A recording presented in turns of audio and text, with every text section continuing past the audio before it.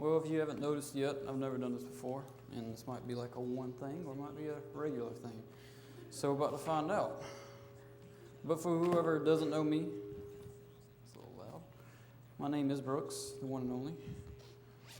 And if you wonder what happened to my arm, Mom and Dad didn't push me down the stairs. I had surgery on it Friday.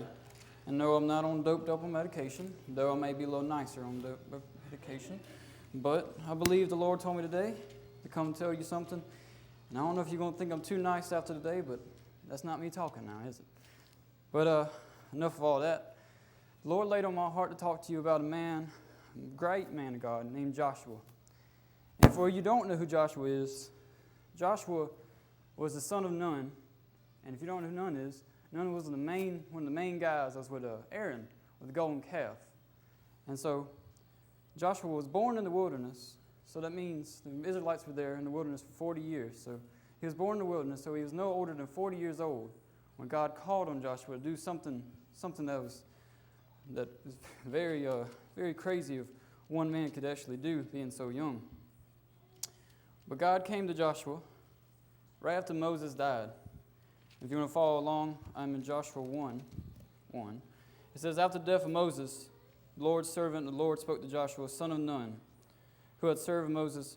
Moses, my servant, is dead. Now you and all the people are prepared to cross over the Jordan to the land I am giving the Israelites. Now I want you to realize that he just went right from Moses straight to Joshua.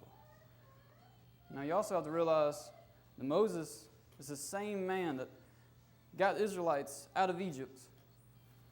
And he could cross the Red Sea. Now I should say through the Red Sea. He didn't just cross, he went straight through the Red Sea. And now he's laying on this man's heart saying, hey, now it's your turn. Now you got to pick it up. Now you got to go. Now being the man that Joshua was, he listened to everything that God had to say. And he went on to say to Joshua, in Joshua 1:5, he says, no one will be able to stand against you as long as you live.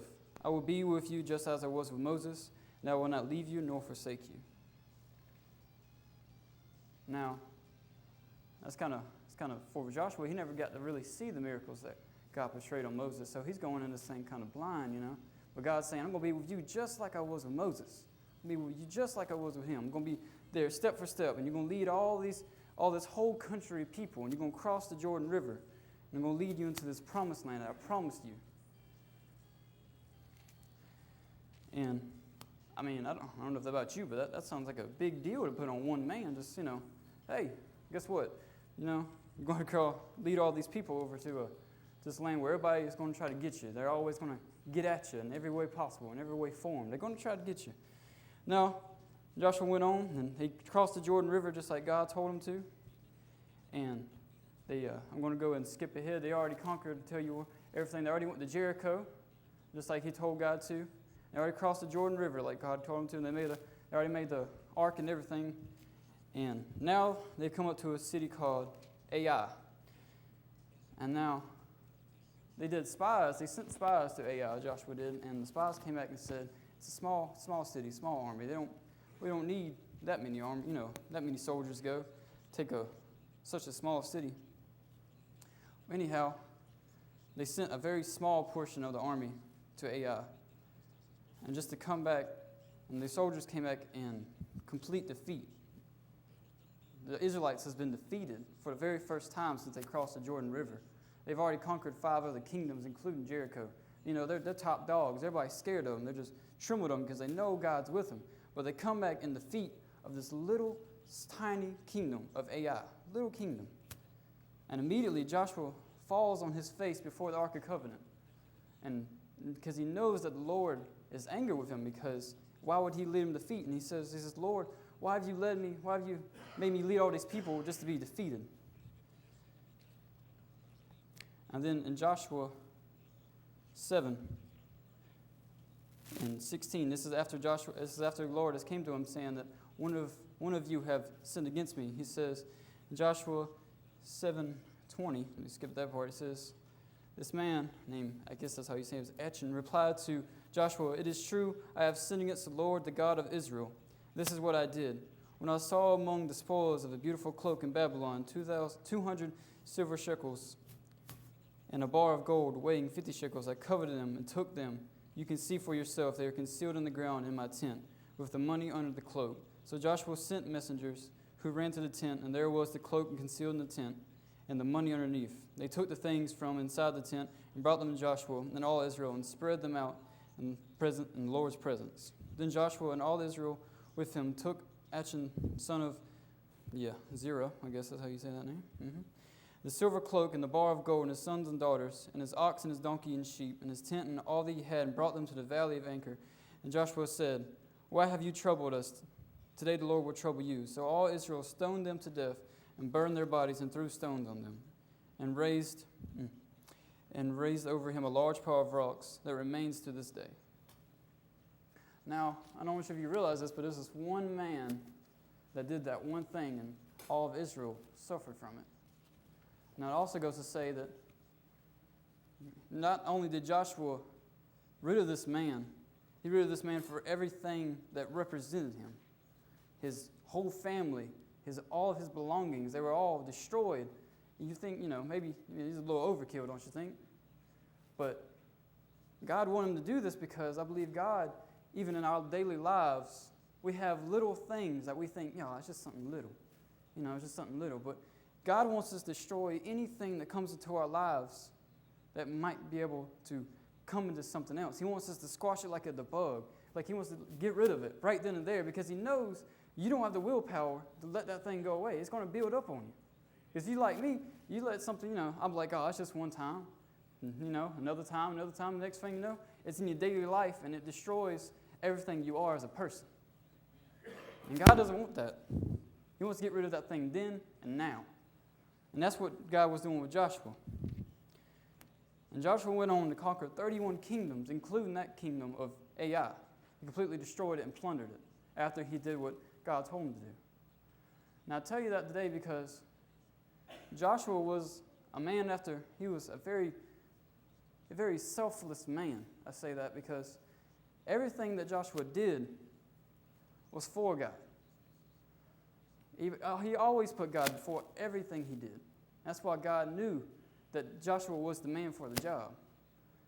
Now, in our lives today as Americans, I believe why the world is the way it is because us as Christians fail to put God before our own self.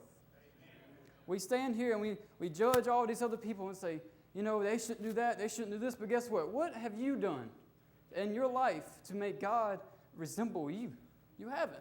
Because I know I haven't. I'll tell you what, I live in sin probably about every day because I know I do. And that's why I'm up here and I'm trying to tell you that we got to change people. We got to. And too many of us today are more like Jonah instead of like Joshua. Jonah tried to run from God and everything that God wanted him to do. He ran, and God finally got him back. But guess what? Now, God's not always going to get you back. He's not always going to bring you back to where you need to be. Sometimes we got to do it ourselves. And even after Jonah went and saved all these people from Nineveh, after even all of that, he went to the desert and he pouted about it. He sat in that desert and he pouted. And he's like, he pouted because those people were getting the same treatment as he was. And God sent him a vine because it was hot. He sent him a vine. And the vine gave him great shade. It was nice shade. And Jonah loved it. God also sent a worm, a cutworm, that cut the vine from the very bottom. Now, and after overnight, the vine was dead. And he said, Lord, just take me now. He said, take me now. It's so hot. And this vine, he was so mad because the vine died. But Lord said, what gives you the right to be mad about something you didn't labor for? It gives you the right to be mad about something you never even lifted a hand for. So it gives you a right to be selfish with something that's not even yours. Because God, this world is too worried about ourselves. We take things and we believe we have something that's really not ours. Because this salvation that we have it's never been ours from the beginning. Do you understand what I'm saying? It's a gift. Even you might work to the day you die, but guess what? You never earned anything in this life. I mean, you never will, because everything you have is always going to be a gift to you. But yet we put a blind eye to everything around this world. I mean, just think about it. I tell you, if you don't believe you're selfish, if you don't believe, you believe you put others before yourself, Just think about when you finally got upset about the way the world was. Just think about it. Just think about it right now. Think about when you finally got upset, when you was finally actually aware of everything that was around you. You know when that was? When it came to your doorstep and it affected you. No, don't say you. Oh, I knew about it all the time. No, you didn't. No, you didn't. Because I can tell you that. Because guess what? Because I know, because if you like me, you didn't care about anything until it affected our daily lives, until it came to the state of South Carolina. And they said that you had to do this, and you had to take down that flag, and you had to do all them other things. Guess what? That's when it affected you. Because we're selfish people. Because we put other things before ourselves and before God. Because it benefits us. I say that because we vote leaders that go against everything we live for. You can't tell me that has no effect on how you believe. I mean, if you really thought about God, not yourself, you would have stood up against, stood and said something about it. You would have said something about it until now it came into more than just a bug. It's came into a big heaping pile of trash that we all have to take out now. Everybody has to take a scoop of it now because instead of taking care of it when it was, now it's here. But yet, we didn't care because it didn't affect us. We never cared. Never did we care, people. I'll tell you what. I'll tell you another thing how I can tell. We've been killing babies around in the United States, aborting babies, since 1973. That means 42 years. 42 years people have been killing babies. Over that time, if my math's correct, well, I looked it up. Anyways, 55 million babies have been killed in those 42 years. 55 million. And going into the year of 2015, there was 32,320,000 million U.S. civilians. Now, I did the math, and if that's correct, probably not, we're from Batesburg, but that means for every 5 U.S. citizens, means those 5 people right here, there's one dead baby. Now, you do the math now. That adds up after a while. But yet you sit here and you say, oh, I care about the Lord all my life. I put Him before all things. No, you didn't. Think about what you did this week. Just, if you can name 1 or 2 things that you did for the Lord this week, you're doing pretty good. But guess what? We're supposed to do that every day. Every day, people. Every day. Because guess what? I don't want to be up here right now. This is the Lord. I don't want to be up here. I'd rather Pastor Justin come up here and talk to y'all about this today. But guess what? The Lord said, no, you got to do this today. I was like, I don't know. Even my mom didn't know about all this pain medication, but hey, I'm up here today, and I might fall down a couple times, but hey, I'm going to talk to y'all. Another thing I want to talk to y'all is that we stopped coming to church for the Lord, too. Y'all really did. We really have stopped coming to church for the Lord, because I know that for sure, because I've came to the same church my whole life. I sat in the same pew. I never heard a word anybody up here ever had to say to me. Because I always came for the wrong reasons. I always came for someone else because someone made me come. That's not why you come to church, people. It's not why you come. We got to come for the Lord. And the only way we can change the world is if we put the Lord before ourselves now. Just like Joshua did. You think Joshua wanted to lead all these people across the Jordan River and to where everybody was going to get at them? Do you? I mean, it's a simple question. Yes or no? It's a no. Let you know. But it's a no. I don't think I would want to either. I mean, not even Moses didn't even want to do it. He said, Lord, why have you put this curse upon me for all these people? Complaining and bellyaching about getting on his bread. And he said, why? He said, just take me now, Lord. Just take me. He didn't want that burden on him. But he put the Lord before him, and he was able to do these things because the Lord wanted him to, and he was a godly man, and he lived and he served the Lord, just like Joshua. Now, another thing is that us as Christians, I can tell, it's just, if you put the Lord before all things, you will know the truth from the lie. Now, I say that because if we were truly Christians, all the people that said it was Christians, you would know what leader to vote for. You would know who to listen to. You would know if I was up here telling you the truth or not. Because the Lord says I am the truth. and for who are with me is the truth. Now, if you live by the Lord, you'll know the truth. But yet we go up here and we live by things that are just lies, and we let these lies dwell in our lives to the point that we can't see no more. We put a blind eye to the world. We put a deaf ear. We just don't see things because we're all about us. What I'm trying to tell you, get to you now. I don't know if you're getting it or not. But people, now Joshua was a man, a very selfless man, yes. And he lived by the Lord, and he served the Lord each and every day. And I'm not sitting there telling you that if you live by the Lord and serve the Lord each and every day that you're going to conquer 31 kingdoms as Joshua did. I'm not going to say you're going to go build a church or, lead thousands across the river. We got boats for that now. But I'm telling you is if you just make a change in one person's life, it makes a world of a difference. You just go, you don't even have to be like Jonah. You don't even got to get swallowed by a whale. You don't have to do that. You can just go talk to one person. And you can change that person's life. And guess what? That's all the Lord wants you to do. That's all He wants you to do. But guess what? You're too selfish to look at someone else. Because you know what? What does that do for me, Lord? What does that for me? That's not what He gave you the salvation for. It's not yours to keep. That's what I'm trying to tell you. It's not yours to have. He can take it away from you just as good as He can give it to you. Now, who are you to say that you can't spread it? Who are you to say you can't talk about it? We try to take God out of everything. Everything, because it gets in the way. We don't have time for it. And how we come to a world that we don't have time for the one man that gives us this life that we have? It just don't make no sense to me. I'm a very young man. Yes, I am, but I can see that the world is not going where it needs to be. And people can blame all they want, but it's just as much as your fault as it is anyone else's.